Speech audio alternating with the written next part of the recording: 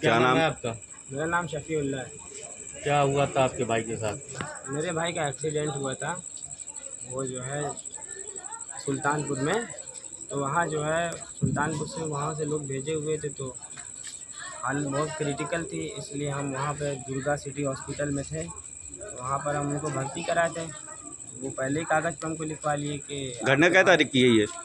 ये घटना 29 तारीख की है और सुबह 9 बजे हम वहाँ पर उनको एडमिट कराए थे, अपने भाई को दुर्गा हॉस्पिटल में सुबह 9 बजे, 29 तारीख को सुबह 9 बजे एडमिट कराए थे। और वो कागज़ पे पहले ही लिखवा लिए थे कि जो है आपके भाई की कंडीशन बहुत ख़राब है, तो हम बचने का चांस बहुत कम है, ना के बराबर है। तो हमने कहा कि जो आपसे हो सकता है करिए। और फिर उसके बाद हमारे भाई शाम तक रिकवर हो गए थे, लेकिन उनके स्टाफ इतने बुरे, इतने बदतमीज़ हैं। वो लोग गाली, कुछ कोई सवाल अगर उनसे पूछते थे गाली बकते थे, बहुत उल्टा सीधा बोलते थे कि जो है लोग को जानते नहीं हो। हमारे जो है जो हमारे जो डॉक्टर साहब, उनके भाई नेता हैं, डॉक्टर साहब बहुत पैसे वाले हैं, तुम लोग कुछ कर क्या नहीं नाम था पाओगे। डॉक्टर साहब का? डॉक्टर आलोक यादव हड्डी के वो स्पेशलिस्ट हैं। जी, आपके साथ जब दुर्व्यवहार हो रहा था, इस तरीके की हरकतें हो रही थी, तो आपने इसकी शिकायत वहाँ के मैनेजर या उस बड़े डॉक्टर से वहाँ की थी? हम गए, हमको डॉक्टर साहब से मिलने ही नहीं दिया गया। उनका गार्ड बैठा हुआ था, बोला कि डॉक्टर साहब से कोई नहीं मिल सकता, मैनेजर साहब के कैबिन में जाइए। तो मैनेजर साहब के कैबिन में जाते थे तो मैनेजर साहब कहीं गायब रहते थे, मिलते ही नहीं थे। जब पैसा लेना रहता था तब बुलाते थे, पैसा ले करके फिर मिलते ही नहीं थे। डॉक्टर साहब से तो हम लोग अभी तक नहीं मिले, सिर्फ़ और सिर्फ आईसीयू में मिले थे। हमको कई बार प्रॉब्लम हुई, कई बार समस्याएँ हुई। हमारे एक मित्र थे, वो भी गए थे, उनके साथ भी दुर्व्यवहार किया गया उनके कर्मचारियों द्वारा। तो वो गए डॉक्टर साहब से मिलने के लिए, लेकिन उनको भी नहीं मिलने दिया गया।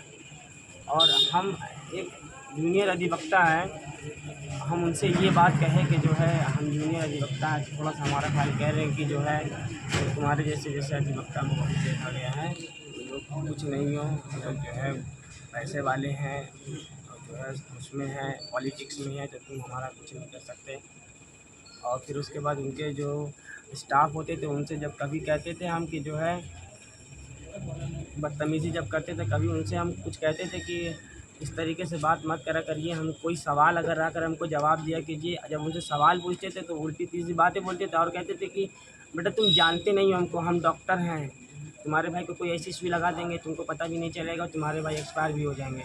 इस तरीके से वो लोग बात करते थे। अब क्या सही उसमें क्या गलत है, वो लोग क्या किए क्या नहीं किया। फिर लास्ट मोमेंट में उनको आज की तारीख 2 जून 2 जून को उनको यहाँ से बोले कि डिस्चार्ज कर रहे हैं, लेकर के जाइए, हमारे बस के बाहर है, कहीं और इलाज कराइए। तो आप पूरे मामले में क्या चाहते हैं अभी? हम मामले में यही चाहते हैं कि उस हॉस्पिटल और उनके मालिक के खिलाफ़ जो है कार्रवाई कुछ की जाए, जिससे आगे लोगों को कोई समस्या ना हो। तो किस तरह का मतलब डिमांड वहाँ पे की जाती थी आपको? वहाँ पैसों की डिमांड की जाती थी। और कुछ जैसे वहाँ पर लापरवाही में जो आता था, आप बता सकते हैं तो कैमरे के माध्यम से बताइए। तो कैमरे के माध्यम से हम यही बताना चाहते हैं कि जब मेरे भाई पहले दिन गए थे तो उनको जो है ठीक ठाक थे, लेकिन पहले दिन उनसे हमसे 2 यूनिट खून मांगा गया। तो हम 2 यूनिट खून की व्यवस्था किए। हमारे भाई जो हैं एक जकाउल्ला, पूरा दिन दौड़े, 2 यूनिट खून वो जुटा नहीं पाए। और फिर उसके बाद वो क्या नाम है उसका, उनके यहाँ एक कर्मचारी था जो हमारे भाई को देखता था, तो वो हमसे बोला कि जो है खून नहीं जुटा पा रहे, बहुत अर्जेंट है, उसको ला करके हमको दो।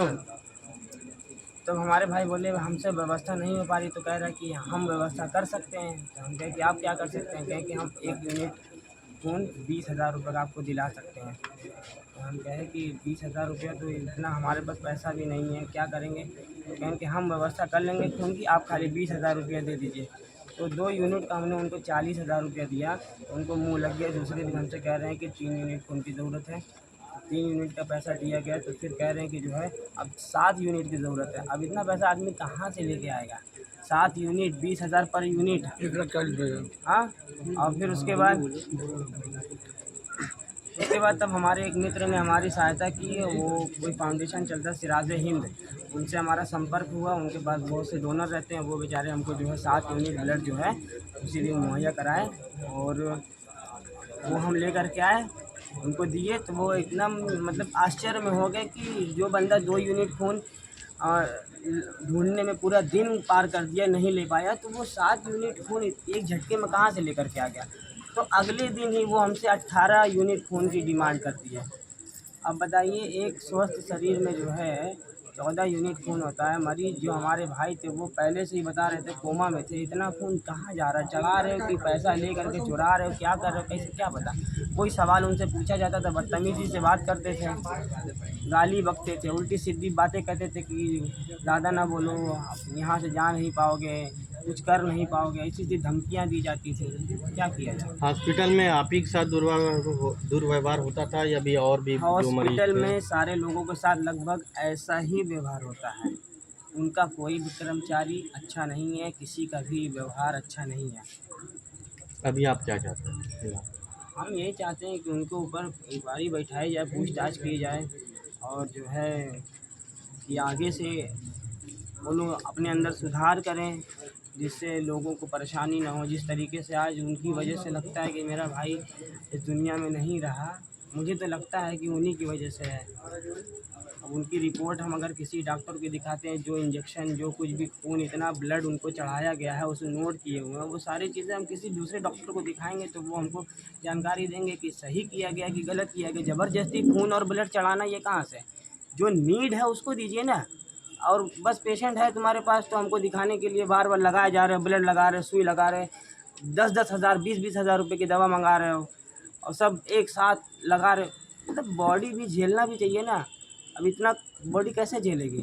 तो सोच रहे हो कि जो खाना नहीं खा रहा है तो हम ग्लूकोज